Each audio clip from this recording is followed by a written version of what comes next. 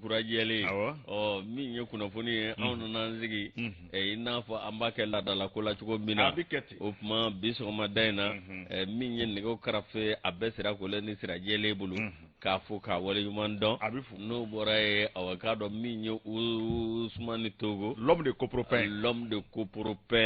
an b'a fɔ k'a waleɲuman dɔn sirako k'a ye sira d'an ɲɛ ko lithium ni jama k'a yera Buguni ko a k'an sen ka na se ko Buguni ye devenu Buguba maintenant sira Kamara ko ten sira ko dugu tɛ yan an bɛna an ka minɛnw cɛ ka taa a laban an bɛ to ka sira wele téléphone na nk'i bɛ u ka ni i ye Buguni cɛ ci u ka yanfoyila sira in o de ka di ne bɛ taa sigi de sa ni i bɛ fɛrɛ a ko ma ye min ye Boubacar Jaraba da ale bɛ difu la jamana ko kun b'o kɛfa k'an kɔlɔsi ko a tɛ Awa Koyita min ye k'a dɔn Marindaw ani min ye a bɛna kɛ kɛɲɛkɛ kurakurani ye ni Ala sɔnn'a ma Mamadu Tambura k'o bolodalen don a bɛ ɲɛ Tambura sɔɔni bolo bɛ taa da mana na an kɛ an bɛ taa baro kɛ kɔɲɔbon kɔnɔ fo 5 heures du matin a sera ka ban koyi le 31 juillet kɔɲɔbon don su an bɛ taa baro kɛ fo 5 heures ayi n terikɛ dɔ bɛ yen ale kɔni ni Segu ni kɔɲɔso kun donna kɔɲɔso mana don ni surafanaw donna 20 heures 20 heures 30 21 heures a bɛ sin ka dɛbɛnw fara ɲɔgɔn kan k'a ye baro wuli bɛɛ ka taa so Ala ka kunna ja Ala ka sababu ɲuman d'a ma ma ba a bɛ ji kɛ furu la k'a fa ko baro wulila ale ta de y'a ɲɛ baro wulila Andan bisimila k'i yɛrɛ fo k'i waleɲuman dɔn a diyara n ye k'a fɔ ko Simoni ka kɛnɛ i Kɔnɛ i Danbɛlɛ bisimila o tuma i ni sɔgɔma Isu yɛrɛ ni sɔgɔma man tɔɔrɔ si tɛ yen il faut k'i waleɲuman dɔn ka Baɲini denmisɛnninw fo fɛn min lamɛnjɛkulu ye u ka foli a tɛ baabu tiɲɛ an bolo jango arajo kɛmɛ caman min n'olu b'u tolo kɛra siri anw da la min b'a to an ka kunnafoni bɛ se ka se Mali fan bɛɛ fɛ an bɛ arajo ninnu fo ayiwa an di ko u la foli la ayiwa badabada foli an b'a k'u ye kɛrɛnkɛrɛnnenya MC ale bɛ arajo gɛɲɛ kala fana an kanubaa ba don ale kɔni a b'an ka kunnafoni de ta a b'a carinko dama min kɛ hali maa t'a hakɛ dɔn Allahu akbar n'i ma a sɔrɔ ale fɛ sɔgɔma i b'a sɔrɔ wula fɛ n'i m'a sɔrɔ wula fɛ i b'a sɔrɔ su fɛ ko arajo jumɛn arajo gɛɲɛka fanakaw fɛ yen an b'a fɔ dantɛ foli min na ka an cakɛɲɔgɔn arajo so tɔw bɛɛ lajɛlen fo Mali fan bɛɛ fɛ k'u ni ce k'u ni cɛsiri i k'a dɔn ni renouveau tigɛ bɛ ɲɔgɔn bolo kunnafoni ɲuman lase la fan bɛɛ lajɛlen fɛ min fana ye an ka maakɔrɔw ye an b'u fo k'u waleɲuman dɔn badabada dantɛ foli min na Yusu nin ko an t'a bila ka suma bilen sɛbɛn min bɔ mɛ an bolo ayiwa tulo ni ɲɛ garisɛgɛ mana kɛ min ye o na se limanaw ma Yusu kuma filɛ an dɔn n ye kuma n y'a ye wa n ye kuma minɛ ni barika ye ne fana bɛ sira d'e ma e ka kunfɔlɔ e k'a daminɛ e ka don ayiwa kunfɔlɔ n'i y'a da Yusu b'a minɛ l'indicateur du renouveau ne b'ale ta fɔlɔ la bɔ ko Basawa 587 ye nin ye an bɛ bi don bɔli la 14 juillet an b'o la yakili bɛ 14 juillet la 14 juillet hakili b'o la o tɛ farasi ye maakɔrɔbaw fɔ ko 14 juillet wa an ka soforow tun bɛ dan 14 juillet de la an ka maakɔrɔbaw n'u ni sɛnɛ kun daminɛna n'an ye kungoja ninnu dan soforo danni tun bɛ kɛ ka bɛn 14 juillet n'u ka samiyɛ jatew la quoi wala bi faransi ka yɛrɛmahɔrɔnya o bɛɛ ye jatew ye sabu a bɛ bɛn anw ka samiyɛ de ma l'indicateur n'an y'a ta bidon bɔli la min ye i ka dɔn nɛgɛ boli nɛgɛ kan an k'a ma ko terrain i ka dɔn kabini l'indépendance waatiw kana bila sisan Mali terrain ko k'a daminɛ Kulukɔrɔ ka tɛmɛ Bamakɔ ka taa dasi i ka dɔn ayiwa Kayi fɔ Dakaro fɛn min ye terrain kɔni ye a kun ye manamani ye nka waati na kɛ an ka jamana kɔnɔ i ka dɔn ko nana fin kosɛbɛ fɛn min terrain ko ye a firila Kwadisi kan nka Faraɲɛla fanga mɔgɔw kɔni y'a ɲini fɛn bɛɛ lajɛlen kɔni ka kɛ terrain ka se ka wuli ka jɔ min b'a to Mali yɛrɛ sɔrɔ a bɛ se ka wuli ka jɔ kɛlɛnw o dɔ waleyalen filɛ nin ye kuma in kɔni fɔra a mɛnna nka a waleyara sabu ka d'a kan kununko yɛrɛ eko sifilɛ baaraw olu ma kɛ de ye ka taa terrain sen sifilɛ ni k'a sen kɔ a bɔ i k'a dɔn o baaraw kɛra a baara nundo yɛrɛ kɛra kununko fɛn min ye ministre ye madame Danbɛlɛ Madinɛ Sisɔkɔ ale tun bɛ a n'a masurunamaw ani terrainbɔla baarakɛlaw ani kunnafonidila caman i k'a dɔn gare la i ka dɔn ka taa nin baara nundo in ni k'a daminɛ terrain kɔni i k'a dɔn a y'a daminɛ a ye filefiyɛ daminɛ fɛn min kɔni nisɔndiya o kɛra fan bɛɛ lajɛlen fɛ nka voyage ma daminɛ a la fɔlɔ nin ye sifilɛ de ye fɔlɔ terrain baarakɛlaw ni mécaniciens olu bɛ sifilɛ kɛ ka terrain jɔja lajɛ ka bɔ Bamakɔ yan fɔ Kayi kɔfɛ i k'a dɔn fɛn min kɔni ye baara tɔ olu bɛ bolo da anw ka kati fo Kayi musokɔrɔba caman ye mɔrɔbaya sa dɔw daminɛ dɔw ko ala ka n'olu fa fiyewu ne tɛrɛ ma sigi nɛgɛsira kan Yusu i k'a dɔn terrain kunkolo locomotive CC 2207 i k'a dɔn ani wagon 7 n'o ye i k'a dɔn a mɔbiliw ye o 7 dugulen don a la baaraw kɔni daminɛna i k'a dɔn 8h45 waati a kɛra kununko fɛn min ye i k'a dɔn gare la terrain gare la fɛn min ye ministre min ɲɛsin bɛ taa ni ka seginw ma n'a ministre ye madame Dambele Madina Sisɔkɔ ye i b'a ye k'a fɔ a ka cakɛyɔrɔ kunnafonidilaw olu kɔni ye kunnafoni bɔ k'a ben a jira k'a fɔ u ye bonyaba ta ni ka musolaka dɔ fana sɛgɛrɛ min Mali musow kunna wolo sabu kununko terrain sensibilɛ la i ka dɔn terrain baarakɛla muso mécanicien dɔ ale de ye terrain boli ka taa fɔ Kayi awɔ madame Alima Mariko ale ye mécanicien ye i ka dɔn ayiwa terrain ko la wa terrain boli yɛrɛ a yamaruya n'a bonya bɛɛ dira ale ma kununko ale yɛrɛ de y'i sigi wala la ka terrain kɔni ɲɛminɛ fɔ Kayi Alima Mariko o y'a jarele a ministre fana ye transport baara banna o fɛn min ye farajɛla fanga maaw ye ko maa bɛ se k'a fɔ i ka dɔn o ye layidu min di layidu ye a bala ka timɛ dɔɔni min ye ministre yɛrɛ ye madame Dambele Madina Sisɔkɔ i ka dɔn a nisɔndiyara kosɛbɛ a ye jamana ɲɛmaa yɛrɛ sɛbɛkɔrɔ tanu n'o bi i ka dɔn colonel Asimi Goyita ko fɔ ka gouvernement bɛɛ lajɛlen kɔni tanu k'a jira k'a fɔ fɛn min kɔni ye jamana yiriwa ye ani jamana taa ni ka segin a bɛ se ka ɲɛ cogo la ko jamana ɲɛmaa i ka dɔn a bɛ dan n'o ye a bɛ wuli ni o ye fɛn min fana ye i ka dɔn jamana ɲɛmaa hali bi a ye ayiwa k'a sɛbɛkɔrɔ fo k'a waleɲuman dɔn fɛn min fana ye premier ministre ye ka foli k'u bɛɛ la ani gouvernement bɛɛ ka taa se techniciens ma minnu da bɛ terrain ko kuma na ni terrain baarakɛla bɛɛ lajɛlen a ko nin wale min daminɛnen filɛ nin ye u n'a fɛn bɛɛ lajɛlen kɛ wale a ka to sen na a ko n'i y'a lajɛ fɛn min fana ye nin terrain kunkolo ninnu ye n'a jɔlen kun don a mɛnna ko an ka Mali techniciens yɛrɛ dɛ a mécaniciens yɛrɛ de ye a terrain kunkolo bɛɛ lajɛlen dilan k'a ban maa wɛrɛ bolo ma don a la ni Mali techniciens tɛ an fɔrɔlen don koyi dunko juguya de ye jamana in bi ko tɛ wa a ko n'i y'a lajɛ ka bɔ Bamakɔ ka taa fɔ Kaye nin kɔni nin jara bɛɛ lajɛlen ye fɛn min ye ministre kɔni a yɛrɛ nisɔndiyara kosɛbɛ a y'a jira k'a fɔ ko min ye minɛn tɔw ye olu kan ka na fɛn min ye pièce de rechange kɔni nin kɔni ye baara daminɛ de sa o nin y'a daminɛ ye ko an ka taa o kumana minɛn fɛn fɛn bɛ yen n'o ye majɛ ye olu minɛnw bɛɛ lajɛlen bɛ na ɲini fɛn min fana ye pièce de rechange ye k'a caman sa kana to fɛn min kɔni b'a to terrain yɛrɛ a kana jɔ bilen fiyewu baara wɛrɛ bolo d'an bɛ koyi o ka di n'a tɔ bɛɛ lajɛlen ye sabu n'i y'a lajɛ an ka jago bɛ se ka yiriwa cogo min na taa ni ka segin bɛ se ka nɔgɔya cogo min na jango Bamakɔ ka taa bila fɔ Kayi ka taa bila fɔ Dakaro o baaraw bɛɛ lajɛlen bolo d'an bɛ waati nataw la fɛn min ye Mali gouvernement ye Mali maa ɲɛmaaw u ni Rusilakaw fana ye tɛgɛnɔbila kɛ an ko ma ko memorandum d'entente o ye bɛnkan sɛbɛn de an bɛ se ka ɲɔgɔn dɛmɛ cogo min na fɛn min Rusilakaw ye dusu k'olu fana bɛ na dɛmɛ de i ka dɔn an ka atelier centre ninnu ka na dɛmɛba dɔw fɛn min formation ye ani ka na ni minɛnw caman de ye min kɔni b'a to ayiwa terrain yɛrɛ a kana jɔ bilen fiyewu fasirikɛbaa ye mun fɔ a y'a jira k'a fɔ kalan dɔw fana kan ka kɛ fɛn min ye baaraw kurakuralen olu bɛɛ lajɛlen kan ka boloda k'a tɛna mɛn bilen fɛn min ayiwa expert rusiw ye rusiw yɛrɛ minnu bɛ nɛgɛko ɲɛdɔn minnu bɛ terrain ko ɲɛdɔn ko sɔɔni k'olu caman kɔni bɛ suru an fɛ yan min y'an ka terrain bolilaw n'olu bɛ jɛ ka baara kɛ ka formation kɛ i ka dɔn min kɔni b'a to ayiwa Mali terrain kɔni nin y'a daminɛ de ye sa an ka taa nin kun ye sɛbɛn ye Yakuba Dumbuya ka sɛbɛn kun don an y'a bɔ l'indicateur du renouveau Youssou ne ko atelier centre min filɛ nin ye Burkina so minnu bɛ yen olu bɛ kɛ cogo di dɛ minnu kɔ dalen don ara yɛrɛ la o tɛ ɲininkali gɛlɛn ye o tɛ ale ɲininkali gɛlɛn ye an ka tɛmɛ ni sɛbɛn ye ala k'an kunnaja ɲininkali jumɛn b'o la ɲininkali t'o la dɛ ɲininkali b'o la tɛmɛ ni sɛbɛn ye hali faga ko k'a bɛ sira fo ye i kun tɛgɛ camancɛ la e de m'a fɔ ko so jɔ mɛ tɛrɛ sira kan maa bɛ maa ɲini o la wa maa tɛ maa ɲini o la tɛmɛ ni sɛbɛn ye ala k'an kunnaja an dɔɔni 22 septembre an b'ale ta hali bi anw ni Kɔrɔwari ni ɲɔgɔn cɛ Mali gouvernement kɔni o bɛ ka jalaki lase Kɔrɔwarikaw ma Kɔrɔwarikaw a ka dɔn olu bɛ k'o bɛɛ lajɛlen an ka kuma bɛɛ lajɛlen u tɛ k'a tiɲɛtigiya koyi min ye aw ka dɔn nka u bɛ ka a fɔ k'a fɔ ko awa min don k'o tɛ wa ka sɔrɔ u ma aw ka dɔn maaw lasɔrɔ ka fɔta ye Antoine nin ko ye bisi basalen don Burama Diallo ka fɔli la 22 septembre kɔnɔ a ko min ye anw ni communiqué dɔ bɔra k'a ben nin kɛra juillet kalo tile 11 san 2022 Mali gouvernement de la transition fɛ ka kunnafoni lase ɲɛmaa ma k'a jira k'a fɔ ko juillet kalo tile 10 11h13 waati 11h13 min ye akado anga jamana avion do jigina avion mi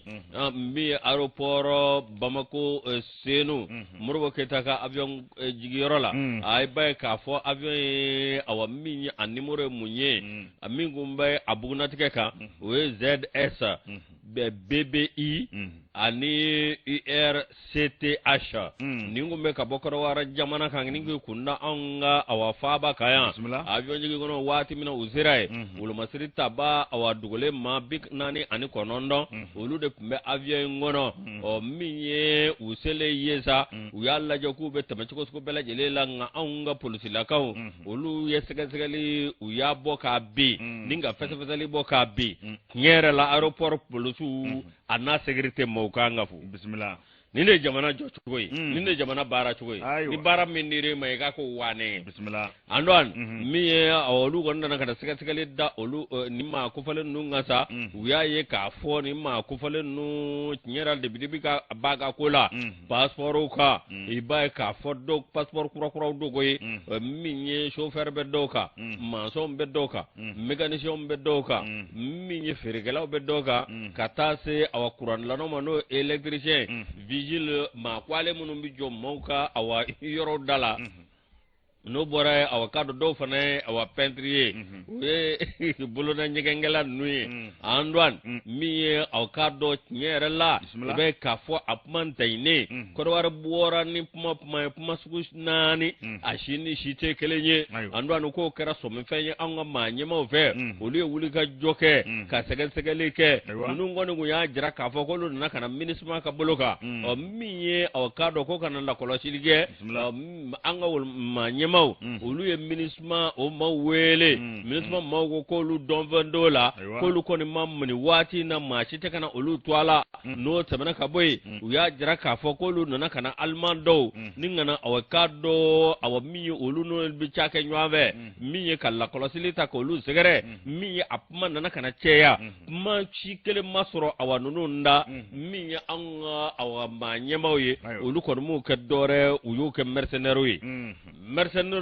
awa minye nunu ye mauye mamunu awakado nube mado ka boloka minye awakado te sharia kono wa be awa mina bingeli sukudo waleta ninga mau segere yelma kunu nyindo kula ko minte unye sirala andona awakado wulika jo mingera sa ibe ka fo jwe kalot leta samba flani mwa ani vla ango gouvernement o koni segaskali ani fasazalo kelengo wona nakana ye awakado ningo min flani minye anga ningo nuno anga num maubla ningo bla critique la mako buluka Alwan ma bina ni konondo miye awkado na avion dola avion flakun dogoy avion galembe aw marama fenjugu bo kono mi awkado ya anga manyemo ulu koni uya jira kafo miye oya ka benga min kumbe oya konana mbo benga ko matani ni sira tokoshila wo o mani sira fo ukma awkado nunu ye mawye mamunu ba fa kana tiene la se anga jamana ma anon miye uyajira tu ka fo awa miye Nations Unies o ka maudo awakado miye NSF akasoro awa miye nyingali kele abejira la ka fo miye o mawya ka fo nyete o miye uno lute no temena ka boy miye awakado jakulu do fana be miye Sahel Aviation Service ando no kuno olu fana be lu ka buluga sikali kele anana kana ye ka fo opma fana minye awakado opmante kiseka o mi anga ma nyemoyi ulu koni wulika josuku bela jeleke ka feselu ke nga minye RFI awa minye oye France radio so doy o koni New York awa minye oninga jabala la o minye okama mimbe opmana awakapma la selamunum be opmana awakado ni York volenga Antoine awakado tamamene sisima bo minye ulu ya jira ka fo ulu mamachi o korwar kawdumbala kafo una na bara de boloka malikono o minye awakoro war ma nyemau olu farala nywanga ka jira kafo ko nunu kuna na sira jele fe wa minye sira fesfelendo ko kubla wateliala akoko ni sena anga ma nyemau ani koro war ma nyemau fe siga lu be sena ne ami morala anu la se jamana de uma basite 22 septembre ayni sama ka bo ale kono 22 septembre Youssou amu fo e dande folimina Youssou Traoré wo yini wayi num bela jele dukele mawye kado mi lende panay ambata boko baduru keme duru ikado ani duru yeni nye ikado femi sebe nye nanna amata njoy Youssou Traoré minye amata kulukoro kaw fe femi monsieur le maire aywa bakoroba kanen bela jele kamako bako kwai wulika jo bake uka barakela mnumbe conventionnaire ma bisaba ani ma duru ikado abi wati jamu abi sangono ndombo ikado uka hage do kumbe olu masoro ni o fara nyonga obuti jo sefawari amilom bidurula femi bakoroba kane kwai wulika jo chamange anna bela jele ko masoro ikado doni ti totokula million woro kasego foshi ngon bato kadi barakela no ma ko sele sebe ko jara ula ko sebe ko ni adamne ne million biduru to mbe doni ka bela jele bina nyana bo sabu kadaka fa bi sangono do nyana bo ikado ka faranga sara do be min mitalke yene pesko la katabla ikado allocation familiale la no bela jele ikado conventionnaire nu ku bala ko wara soro doni femi taratai je kalot le tan fla ikado femi bakoroba kane nu kama ko bako kulukoro meri mamna anaka barakero mo be sama fulla una fone ko ni aboraka be ko sebe femi ni ngwenye asbe ko jara meri barakalo kase hagela sabu kadaka dimaya tigi chama ngumbe ko hagew ikado balane kundo ko akoni balane bora doni ikado na damna ka baka to bela jele obi nyana bo fasri ke bako akon la jami fleni nye femi sama fulu olu bela jele seve kuna fondila kumbe katase dugu ma bawma dugu tigu katase ikado aywa chake bulu chama ma femi meri barakale nunu bela jele mekena ka ado kama mi ngoni nye uka prestation nye jango yene pesi ikado hage munumbe aywa be sangono no bo bibi na ko chama mala ne kundo ka adama na primu la katabla kwa kena ko la aywa hage mununga ka aywa ni bela jele kunga ka du manga ko mala ne kundo femi meri roba kan bela jele kama ko bako kaka wulika jo ani dungo do bara ko ko ngira sababu ye kanno boko la million biduru mi ko foni nye no lui arere e karo no lu masoro ngoni adama nakba million woro o sorla ko di wajira ka fo bara ko ndama ne ni ato wa ko lu bela jele fona bina soro atime ha femi akele ka mata ay wa bakroba kan aya jira ka fo kwa ni so jara ko kabale na puma sa 2020 watu ko ledu di ka jira ka fo ko ngagwele ko ngakwa na fe bela jele ngako imbala ne bisika botugo muna aywa yo bara fana de wale akabana na o de kera sababu ye ningoyi akase ka nyana bo femi ngoni ye puma la selay no ye barakelo ka puma la selay conventionnaire nu ma kumare ale pumata kuma mi ngonna la ay folni tanita ninga bakoroba kan segre ka jira ka fo ay nyama ya bara nyuma ngeni nye numa ikaro kumare ko akosele se bakoro jara sabu kada ka lu kelengele be wa binane ka se wa bishigima odo usoro dere ngodo ye baflu bala woka doge kuluguru ye ite fara kuluguru ka ndwage fara bega ke wartem bega ni nake bega para yo eskono do bismillah femi ngoni ye aywa numa kumare wa jira ka fo ikaro do wa binane soro do ro wa bishigi soro femi sele masuruna ikado ko ngele ukrani soja bay ko ni bara damane ne sagoy million biduru mi ko fo ni nye million woro ko no soro la ka di barakelo ma conventionnaire ma bisaba ani ma duru ko pona femi ngoni warto e doni ko abela jele bina ko ngani mbebi bla nyama nyuma mi kono ko ye bakoroba kane monsieur le maire ni bela jele kama ko bako ka wulika jo ko de ni nye kulukoro re nyata be se ka sabati to mina ni ngunye sebanye usman laji ba mbaka sebangondo anya bo lende pana kon nana bega wartam kulugoro kado miye amba foka wala yumando no borana kulugoro kabela jelefu anuka gouverneur nyuma ngubufu ende sani colonel Lamine Kapori Sanogo bismillah arep me événement do la kota ina wo Arwana ami sebenda sebemina matawe eni gata dire no boy ni hakli bala wati mina me wul masri taba munu no lubura korwara oluna na anga jamana kono mi awkado nyere la e bay ka fo ako awami at abikata ni do yire wa abika gelala se do vanama anon awkado mi sergent chef la sana efajera commissariat spécial police aéroport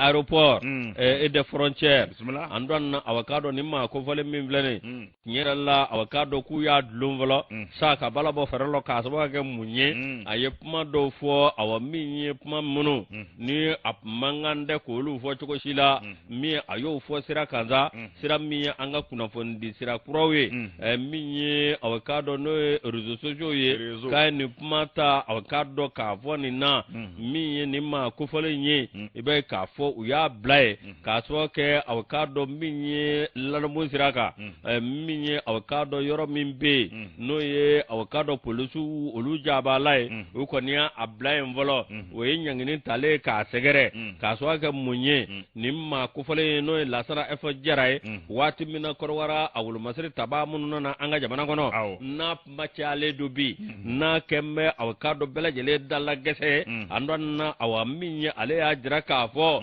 mi flene olude wulika joke ninga ni bare belajele ke minye awakado kube ka ko takadi anga surasu ma kasoro polisi la ka olude ni wulika josu ko belajele ke polisi ka olude awakado abunya ka ngada olude koro wa minye ni mai abeka ni puma fo awakado minye na ma dobe abeka ni puma fo okoni obeka belajele awakado minye ka amarakun no aresere mai ka akanda ka amarakun ayo anon mi awakado ayeni puma belajele fo ka jira ka fo awaminye ulude abara belajele ke wa ulude awakado wulika jo cha mange miye wala sa damse ka karin damse ka sike nuna chugo mina ul masri tababina ni ani konondo miye ni ma ko fole yesa ibe ka fo awa anu borai atlara ka puma wore fo fe mimbi talike fe mingera awa mobti o min fleni miye awakado bambanji munu me nuye awadankare olula ko nolu pafeka atake nu kra sawe miye awakado ko olu gwenga boy ko wa ko polosu de ni bara belajele ke nga kuyo bunyano karama belajele ta ningo di awakado surasuma o min flane yera la adimine me kapma imbo abika pma imbo atika nogo to alla chuko shila abika pma imbo wa bi kanjana wa miye abidi chuko shina ka fo polosu de ni ko belajele ke o mingera sa mi awani kera filindige ando ni kanga si dala ni kera filindige kuma bebende eda wa emanga kuma chuko suku dola ando no ayo dami zago o da awakado yenyangene taka segere uko ni adlo awakado wati kerengere wa minye awakado jalakido bitaka segere bana miye awala sa ma wara kana ni nywana ke baw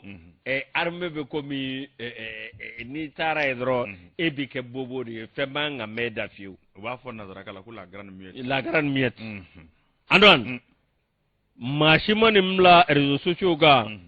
jena sugodogo ni hakli bala jena sugodogo ni muso awa Ibrahim Bokar ke taka wati uku ya lemmene ka addo kasola kaswa ke munye apmi pma badi do fo pma munu no ye pma me nabena ni giringa jo chamani dete ni ale ka fasire anyabo indicateur de no bokono eni gasara mu fo yusu ndefara kola okondande wallahi eni gasara kele ne baleta boko basawa keme duru bisegi ane wuro vla eniye ambe bido bolila keme kuna fondila wiye ikaro journaliste ma bisa banywana ikaro olu keme katle fla kalamburuda femi chagada meko observatoire pour les élections au Mali na bi wote ko nyana bo anini abo olu ko nyero ko sebe ko ni journaliste ma bisa baswandi mi ngon ba to katle fla kalange fla kala mi ngon na la kuna fondila na family chama ga Mali wote tatugola sharia kura min fana tara kosa ina anga wote ko kama kaseka o family ay wari ka family chama zoro ola abela jere bibla o mina kono an femi kuna fana reddi to nyuma wote wati sabo kada ka no wati to tekelenye kuma bina ken nunga tle fla ko nalla femi fasiri ke bayi ko yinkunte dore yi femi nye ma bisa banywa na journal sula olu ko ngana mi ngon bato ay wani ngo web seka nyana bo ni tagada mi vie tanto anyema Dr Ibrahima Sango ay walere de observatoire ama nyemai femi ni kalambulo nani obna ka ko nala ango minu mako tematugu le flabna ke baraina femi ni kunu ngoye ay wa temu fla ko mbe no makun fla ye yo boko la do ko sebe a folo folo o te do wore femi ni Mali politiko tarku re ka damna sam 1960 kana bla fo bila e ka do o tarku fona fora o fora mami fe o kra professeur Mamadou Samake ale politologue ye mi ye politique domala jedo ale kɔni yo kala kɛ an ka journaliste kunna kunungo o pisara kosɛbɛ sabu ka da ka wote ko waase ka se ka bi faamu ni ma para ɲɛ kelen kɛ kunungo kɔnɔ yusu a bɛ gɛlɛya kosɛbɛ o fana Mali politique ko tariku kabini san 1960 ale kɔni da don la kana bila fɔ bi la a y'a jira fana k'a fɔ fɛn min ye coup d'état ye olu hakɛ minnu kɛra ka gɛlɛya don Mali démocratie ko la i b'a ye k'a fɔ a da sera olu caman ma gɛlɛya caman fana bɛ hali minnu tɛ coup d'état ye min n'a b'a fɔ olu ma tubabukan ko crise o gɛlɛyabaw tɛmɛna an ka jamana kɔnɔna la a da donna olu fana na a fana y'i sinsin min kan fɛn min ye Modibo Keyita ka fanga waati o ye fanga kɛ kɛcogo minnu na ani hakilina min tun bɛ mɔgɔw la o waati i k'a dɔn a da donna olu la ni ka olu sɛbɛkɔrɔ fɔ fɛn min professeur Mamadou Samake ye a y'a jira k'a fɔ Modibo Keyita ka waatiw la ko dɔw b'i ye bi olu kun t'i ye fɔlɔ sabu ka d'a kan fɛn min ye forobafɛn ye ani baara yɛrɛ kɛcogo ɲuman i k'a dɔn o tun bɛ maa bɛɛ lajɛlen na ayiwa mɔgɔw tun bɛ siran forobafɛn ɲɛ ani fɛn min kɔni ye ɲangili ye mɔgɔw tun bɛ siran a ɲɛ kosɛbɛ sariya ko a tun bɛ bato o waatiw la fɛn min ye wele a ye wele da kɛ maliden kelen kelen bɛɛ lajɛlen ye ko an filɛ nin ye ka wotigɛ sariya min sɔrɔ an bolokɔrɔ loi électorale kura min filɛ nin ye ko bɛɛ lajɛlen k'a bonya min kɔni b'a to i k'a dɔn a waleyali o bɛ fisaya an bɛɛ lajɛlen ma a ye wele da kɛ ka journaliste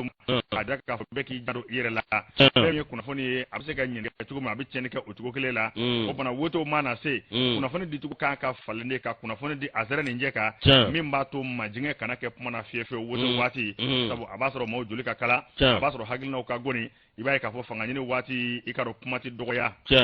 fɛn min ye kumakun filanan ye n'o ye thème filanan ye o tɛ dɔwɛrɛ ye sariya min bɛ yen n'o ye loi ye loi numéro 2022/019 min dara juin kalo tile 24 san 2022 ɲinɛ san yɛrɛ la i b'a ye k'a fɔ o bɛ sinsin an ka ayiwa wotigɛ sariya in kan n'o ye loi électorale kura in ye a kan ka kɛ kɛcogo minnu na fɛn min ye furanjɛla fanga ban waati i ka dɔn wote minnu kan ka kɛ a bɛ kuma olu bɛɛ lajɛlen kan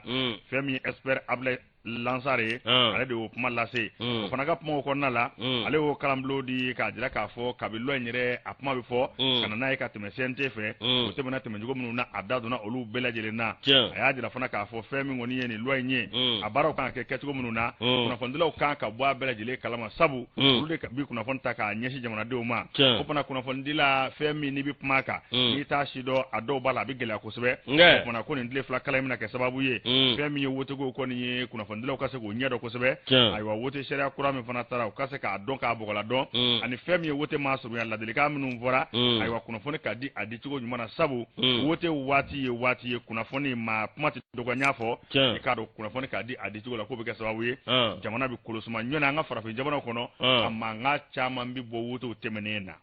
o fana walasa k'an kisi o ma ko kunnafoni di jɔyɔrɔba b'a la o fana fɛn min ye cakɛda in ye n y'a fɔ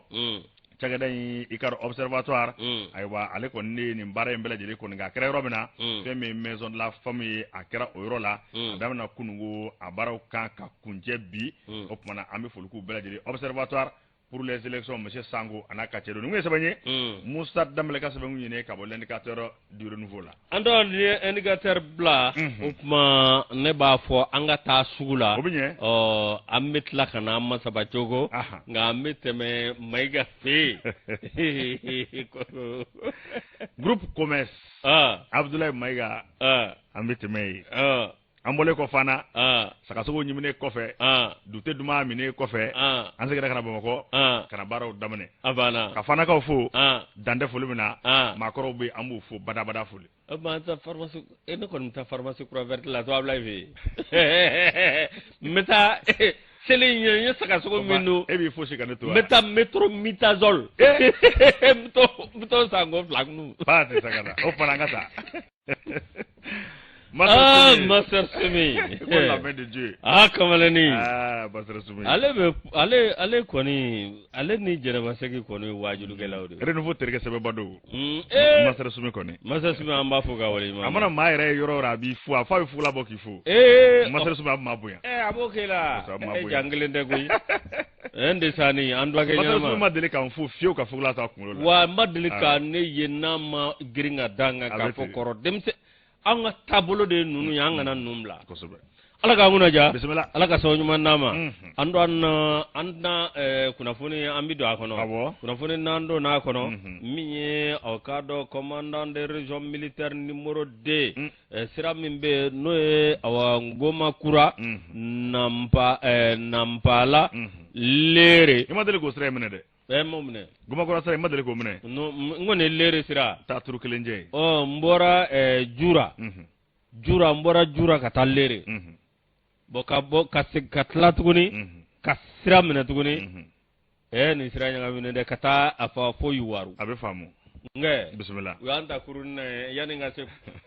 yani ngase bala nye kurane jigi kab nala kanda umadel kadu kuruni gono bismillah anon mi awakado colonel Yusuf Umaru Sise ale tarakata ni yora ko falena kata laje awakado ko tabolo be tugo mina mi commandant la région militaire numéro 2 commandant mi no nyashina no yorola yoro mi no bi wole ko secteur 5 anga ulmasri tabamunumbe no luka jakulu to damme ko maliko andan awakado minye Yusuf Umar Sise atarakata ni yoro ko falena nendo je kalot leta anikele samba flani muga anifla yoro mimbe no ba wole ko birigi ware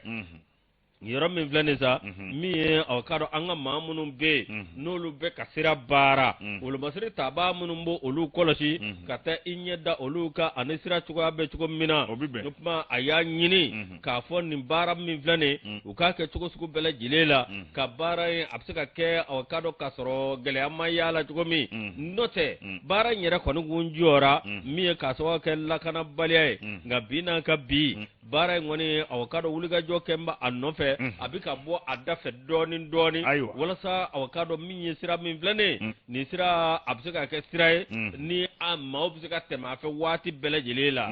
andwan mi awakado ni bara mi na damine na ikado awamiya abika sowe kalakana lase awka awaduguma no segu na lamini anikado yoro chamambe olubsika shwa kabla na tugomi wala sa nga wolu masiri tabo ka tama anikado sekaselu ani fese ga ni yoro ko volen nona tugomi opma awani ni sira na kera mi awakalla kana sabati mi akunti dore munu me moni ga olubtu ka moni na munu be furu barake olubtu ka furu barala wa munu me bara wareuke bele jelipse ki yere dika bara ma tugomi wala sadunga fa obseka sabati ni sebe ay ni mbo sabanga sabam nu bawole ko enepana lene pana amu fo dande folimina Yusuf Femi ngolobe ale kurukuma ya kene ni ngolobe jara ikado akurubi koya odela bon no ma fo ko ngolobe jala kurumandi sebe mbata Nouvelle Horizon ago yogode nanya tamita nyo sebe nyesa wanana amita nga kalango binakunka ministre mi nabe kalango nyema no de ye ministre de l'éducation nationale madame Sylvie Dede Ousmane Femi kuno fondela we anu we nywanye tarata jué kalot l'état ane flyna ka nyefoli ke ayere ka ministre sola alaje sokonnala dorete minye baramunu ngara adamna kana bla fosana kana se examen watu ma do kera atoy dowye baramunu ngara ka se ka nyefoke baramunu mbulo daledo to bi se ka kunje tugo na adasara uluma Femi nyeta munu sabatira mimba to namara ani yuruguruku o kabwanga examena français kala nga mago forodu lu bela jele ka bwala o bara nyeta munu ngera ani mamunu fana sorla o loko lu mene ko lu bla critique la moko boloka kuna fani bolla ni bela jele ka Femi madame Sylvie Dede Ousmane ye ministre éducation nationale na be kalango ko fo a Femi ngoni sama fuli ayo ke folo ka nyeshi akabara kala o bela jele ma ka nyeshi kuna fandilo ma ka nyeshi malide kelengele bela jele ma ayo foli fana ta ka kerengere ka nyeshi jamana nyama ma colonel Asimi Goita anaka gouvernement bela jele wulika jo numbala ka ke memba to kalango bi se ka basoro ada dona ni njamana ya jira ka fo ale ka ministre so hakilina kele na bado koyi Femi examen o kase ka ke azara ni njeka ka ke ka soro yugurugutala ka ke bela jele fanga bela jele ka tani fanga ye mi mana teme ikaro ifanga de yiteme namara bela jele ka bwala adasra uluma bara munum bulodra ko sego bara o ke alu bela jele nyefo fasrike bako Femi examen to munun demena no ko ni mi defu ni kapu ko fo na baccalauréat no e baki o yesu kalot le tan segi o ndene natae o baro bela jele kanga ke fere munun dige me ola ministre daduna olu chamana ya jira ka fo wulika jo chamangera Femi ngone sanja mande bene ko fe na ko fora ko examen ko mbe na mo ko sujet yira ana fo de ikaro ko Femi ngone sujet traiter ka di logol doma ako nyine nde ngoni ama fo ka make ko nga Femi ngone kwa se ko dogora wa fefe menana pa be black ka bolo k'a ti to ten a ɲangili bere bɛ da o kun parce que kɛbaa ko a ko nin ye ko kura ye fɛn min ye examen ko yɛrɛ la i ka dɔn ka wulikajɔba kɛ yurugurugu kɛlɛli la fɛn min ye faranjɛla fanga mɔgɔw kɔni k'u ye nɔ bɔ a ko la kosɛbɛ ayiwa fɛn min ye minisiri kɔni ye k'a baaraw k'a tɛ sɔn a baara nin bɛɛ lajɛlen k'a b'a kɛ ni k'a dafa maa 21 ɲɔgɔn na e ko tɛgɛ ma da olu ka examen tɛmɛnen ninnu na de ye fɛn min kɔni ye i ka dɔn yurugurugu kɛn bɛ k'a bolo da tɛgɛ dara u kan parce que kɛbaa y'a jira k'a fɔ ko kɔni ko o kɛn bɛ ka maa caman sira fɛn min maa 13 wɛrɛ ye olu fana hali denmansaw b'a la nin ye maloya ko da ye dɛ 13 personnes dont des élèves parents d'élèves et autres o ye kojugu ye dɛ examen dɔw mun bɛ taa denmansa se examen kɛyɔrɔ la fo ka taa fɔ k'i bɛ taa jinɛ bɔ ye k'e bɛ taa ka taa den dɛmɛ sa kɛ o tɛ jinɛ o ye dɛmɛ o ye jabilen de n'i taara jinɛ bɔ ni wɔkulɔ y'i sɔrɔ yen a laban tɛna kɛ kabako ye fasirikɛba ye mun fɔ a y'a jira k'a fɔ fɛn min minisiri ye a ye foli fana kɛ k'a jira k'a fɔ labɛnba fana de sabatilen don min kɔni ye ntɛnɛn nata ye juillet kalo tile 18 baccalauréat n'o ye bac ye o fana bɛna kɛ o kumana a ye wele de da fɛn min ye maa minnu bolo bɛ nin baara in na lakɔli karamɔgɔ ka taa se chef de centre ma ka taa se lakanabaaw ma ka se denmansaw ma ka taa se i k'a dɔn a ye min yɛrɛ ye jɛkulu minnu sigi mɛ ka se ka kalanko ɲɛnabɔ olu bɛɛ lajɛlen da ka don ko in na min b'a to i k'a dɔn maa si ka ne ɲɛsin ma sabu kala kɔrɔ ye mun ye kala de bɛ kɛ lakɔliden kun kalo kɔnɔntɔn i n'a fɔ Mali b'a kɛ cogo min na o kumana n'i bɛ examen classé la examen waati mana se i ka kala de bɛ pɛnbɛn k'a lajɛ k'i kiimɛn k'a lajɛ n'e ka kala hakɛ ka girin n'e kan ka taa ɲɛfɛ walima k'a ka segin kɔ Yusu maa yɛrɛ min ka kala bɛ i ka dɔn ɲinɛnda ni fanga ma se ka bɛrɛ sɔrɔ kuru bɛrɛ sɔrɔ i ka segin ka classe kan n k'o de b'i ka dɔnniya tɔ kolo sinsin a banna m'a fɔ n k'o ka kan dɛ walima i ka taa ɲɛ nka n'a ma ɲɛ k'i ma se ka taa ɲɛ i b'i segin classe kan o la i ka dɔnniya na sinsin waati nataw la i na taa ɲɛ a banna fasirikɛba ko a ko n'a jara a na se fila sabu maa o maa kɔni ɲɛ bɔra sonyɛni fɛ sen na fɛɛrɛ minnu sigi bɛ sen kan a dɔw b'a la i tɛna se k'a kɔ munumunu fiyewu o fana fɛn min ye amicale des anciens militants sympathisants de l'union des élèves étudiants du Mali AMSUNEMU olu maaw fana o ni minisiriso tɛgɛ bɛ ɲɔgɔn bolo fɛn min AIM ye o ni minisiriso fana tɛgɛ bɛ ɲɔgɔn bolo parents d'élèves APE maaw ka taa se i ka dɔn CGS ma ninnu bɛɛ lajɛlen kɛn bɛ ka jɛ k'u tɛgɛ di ɲɔgɔn ma min b'a to yurugurugu a bɛ se ka kɛlɛ cogo min na minisiri a ko a bɛ hakilinajigi kɛ ka weleda kɛ k'a ɲɛsin candidat ma n'o bi an ka lakɔlidenw kofɔ fɛn min ye téléphone ye a yɛrɛ ti don centre kɔnɔ jango ka don n'a ye classe kɔnɔ ko téléphone a ti don centre yɛrɛ kɔnɔ jango a ka taa y'i bolo o fana ko k'o fɔ bɛɛ lajɛlen k'o jɛya sabu ka d'a kan o b'a dɔn koyi nka nin bɛɛ lajɛlen n ka se ka sariya yɛrɛ kɔ munumunu dɛ o baara de ye nin ye nka minisiri ko a bɛ hakilinajigin kɛ fɛn min ye téléphone ye a ti bɛn ka taa centre yɛrɛ kɔnɔ jango ka don n'a ye i ka dɔn classe yɛrɛ kɔnɔna la minisiri a ye nin kuma ɲɛfɔ fɛn min ye madame Sidibe Dedo Usumani ye o fana ko baara in kun dɔwɛrɛ tɛ juguya tɛ i ka dɔn wulikajɔ tɛ a kun de ye kow ka bila o tɛmɛsira kan sabu bɛɛ lajɛlen ko jɛlenya de ka fisa bɛɛ lajɛlen bɛ jalaki kɛ ko fɛn min ye lakɔlidenw ye waati tɛmɛnen ninnu na ko lakɔlidenw tɛ fɛn dɔn ni lakɔlidenw tɛ fɛn dɔn n'u bɛ ka bila baara sira kan sen na ko bɛɛ kan ka dɛmɛ kɛ o baara la nin kun ye sɛbɛn ye Baba Damale ka sɛbɛn kun don an y'a bɔ Nouvelle Horizon na i b'a dɔn denmisɛnninw bɛ téléphone wele sisan cogo min ko n ka lo o ye jumɛn ye téléphone kɛ Yusu e yɛrɛ bɛ fɛn ninnu to a dɔn baba k'u ka mun ko n ka lo de yan dɛ lo ye jumɛn ye téléphone kɛ o lo yɛrɛ bɔra min ne kɔni t'a dɔn fana ye lamisa ninnu ɲininka nin na sa walima jɔnni bɛ téléphone matarafa kosɛbɛ de fana bɔra Badi ninnu ani Papu ninnu ani Papu nin ne yɛrɛ siɲɛ fɔlɔ ye k'o tɔgɔ mɛn o a ye Badi ninnu tɛ logo dɔn ja k'u b'a fɔ moto fana ma ko Popo Popo o tɛ bila koyi Popo yɛrɛ ɲuman Calew ka kuma ye Calew ka kuma dɔn e ka gɛrɛnnadenw e ka gɛrɛnnadenw Anan bisimila Ala ka sababu ɲuman d'a ma min ye an bɛ sɛbɛn da ne fana an b'ale ta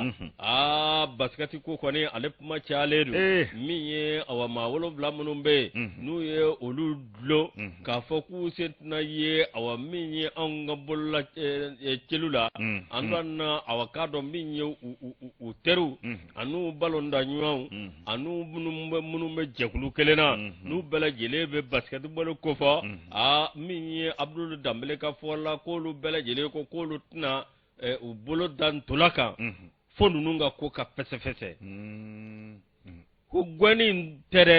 olu ma jena bi u ma jena sininga ka ako ka fese mi fasiri bae ako awani masro dore fe mi awnga jamana olu goni tara u yewuli ga joke ku bita mali awakado ajoro fa jamana dola awakado mi bulla chelwi andon awakado ako abilisa nyamina goy ba awnga chedo maso ga bokenega no kera doro awakado e koni nyimi bwala wa ibe nyangini metlaga bika andan o mingera mi awakado luke mega jakulu do siki senga o jakulu olunu kuna fundila me nyamve kunu slave liner andan abbe emma alasana sangare ale awakado international malien ani nasira traore andan nunu mbela jele olu ya jira ka fo awami primungo mi vlane mi awakado ko lu kon me mi fe jamana kono ko lu bonya ko lu to udamana olu faso don to ulu faso de inna fa faso don be chugo mina ko bima awakado minye jajiri fasa mi ba bla la dala ikado sanga ani wati no le wuli ka joke uba jira ulu la faso kodo ayta faso kuna wolo ko lu kabini awa minye bila ko ta ko ma be fo ulu nyana minye fema ke mim se ka lu ka ko ka tabala fema ke mim ba to ulu se ka awa minye lafiya da soro ka bara kono wode kono nasa minyo oluko kuti jena ble minyo ko lu yelema ba fo ko ngomi kuti jena ble ne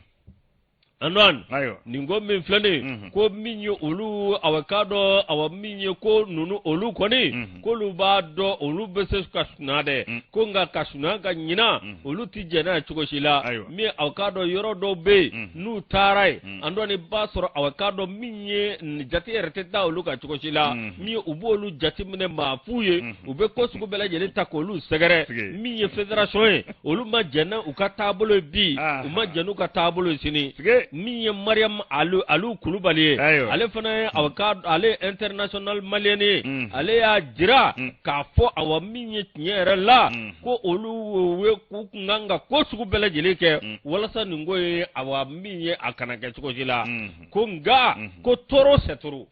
anyway maladra mai ko miye ako miye atemena dangasa upma awakado niye fenye femi awakado nabi kasobwe ka dangare ni ko suko bela jelela amaru kaba ale ko ne ajira ka fo basketer fenfe be nu be bollantola de ta ku bela jele ka faranywanga miye ka kekelenye wala sa ubse ku bonya chuko mina federation mse ku bonya federation mse ku jati chuko mi note ka bi famia chuko di olu ka keni chola olu ye awakado bara minge jamana yi uye awakado kupu hake mintakadi jamana ma ko nga minyere bo olu kamana gwadoka fola ko awoke meka balodanta ko ke sangorota fe ninga nyina olu ko aywa uti jena bi uti jena sini wakado awaminye federation uko olu jate madobe aliko kwale de laka million ngele ani wa kemeni wa muga ko do biela ninga na jwe afasoyi bismillah ko nga miye awakado katne se katoti de ko toro se toro olu awakado bi olu ba alaja chiko suko bela jelela niye sira ude ye sira mi se kanani yelemay wa basketeru ko ute bolo te magantolala uba be boykote foni ko nga fese ka don o kuku tekadi nyama bismillah ala ka nguna ja amina ade ni ale ka fasiri anya bo ene panangono lene pana mu fogu wala nymando yusu trawle dugu kile dugu tigi konondo do labana do segrew mali flashi ne ba leta mali flashi min ko nala min mali ni sénégalier ka be grende wulla ka bo onga sedawo fe kwa ko nge mini so jaye feme sénégal ko ku be ka yele musse ne ke enve min gon bato alibi jaja ngum fe do sénégal ku ngoy ko waradu ibi nasara kay ndoa coopération commerciale Mali-Sénégal, opération de charme des autorités portuaires dakaroises auprès de Bamako. Vous voyez que nous couchons, quand il y a les gens qui ont fait, andi nyino ko ngana nyina lagne ko fasiri ke baye mu bo ago fem ngoni nye Senegal ka wiye abina fo grede wuli ka bo aunga ajame oluwe ka temo nga o sabu kada ka mi chama zoro feina kabi grede ko wulla fem Senegal ko ku be ka ko sono ko ya amulo be ka nga fe bela jele ko no ko ya anga mino mi tabla ko entre po bamunu ngono ay wa nami minata kana ni mali ko wala manami bonaye ku keme ka sono ko ya bake o songo ko la mi ngono bato de uni mali de apmetu ko na korole ala ka se ka teme oka port autonome de Dakar fem ngoni bala ka fero sigi singa mi ngoni ye sebe ngoyi olu ka se ka telia sebe kana bala fem ye warko ye ka se olu fana no ya mi bato ikado ay wani nywana wara kana se amable akoni ye ko ilaje fem mi nye mali Senegal ni nyanje sa re ko na la tanga se gula war middo ikado Senegal ku mali fe abiti jo sefa wari a milliard keme shegina fem mi nye port autonome de Dakaru poru amanyema Abubakar Sadiq Bey ale ko mana ale ajira ka fo grende wuli mi vleni se dawo fe ko mina ken no ya bade ni mina ke aywa fere nyuma bade anga jamana numa Mali ane Senegal fo kata se ikado farafna tlebe afa jamana chama ko ni ngom so ngapsa ko sebe ko pana nga mina munu mbala ne kundoi ane femi gele ap me ko mina ko ni mbela jele Senegal ko wala ka sebe ngono ya sebe reti balable na fara ko Mali ka sebe nana minute fla benya nabo abana otema ngofe ka sono ko ya fana ke mina umblali ko la asongo ko anata nga segu ko sango ni koko bela jele ko ni kunye nywa zoro kwa sebe ko rojara Senegal ka oruye sabu kada ka sakono olube mi zora la biti jo sefa wore a milliard keme shegna ajalo anya bo Mali flash kono Mali flash ando ne ale bla mi ni na danzigi anga kuna foni na bi aywa sebe do biare tala de marajiwa monsieur Tamura mor Tamura fana mani soroni ha abibe ay mani soroni de Yusu kika maraji sebe kala oni ay nyumane zoro lube nyanya sirala ite ko godai Tamura bini sora Maru Tamura ale ni Zenabu Kulubali ni ala sonama minye awakado olukumun tegadi nyama ubana awakado minye bulanega fla udame je calotte les bisa wani kele je t'aime tu m'aimes je vais te marier je suis d'accord monsieur le maire monsieur le maire que Tamura iba fe kibi prenge ko awo mbafe anon ni ala sonama ni furusiri abike dre wa minye ana ngorichi ana ngorichi akuna anona awakado minye abeke jegalo tlebisa bani kele samba flani muga ani fla abeke lafia bugu meri never wati miye Tamura alebe murbabugu Sherifula TV krefe miye awakado famille Kulubali lafia bugu awa tulubitaye amta tulubitaye o miye murbabugu bane re krefe aywa da patana nga segitema aywa bismillah ubitlaka biju Tamura anga dem señ mando ikado baraka ko ya jaro mirila faga o plaisir ka koyo biju ko goni abo to plaisir bulu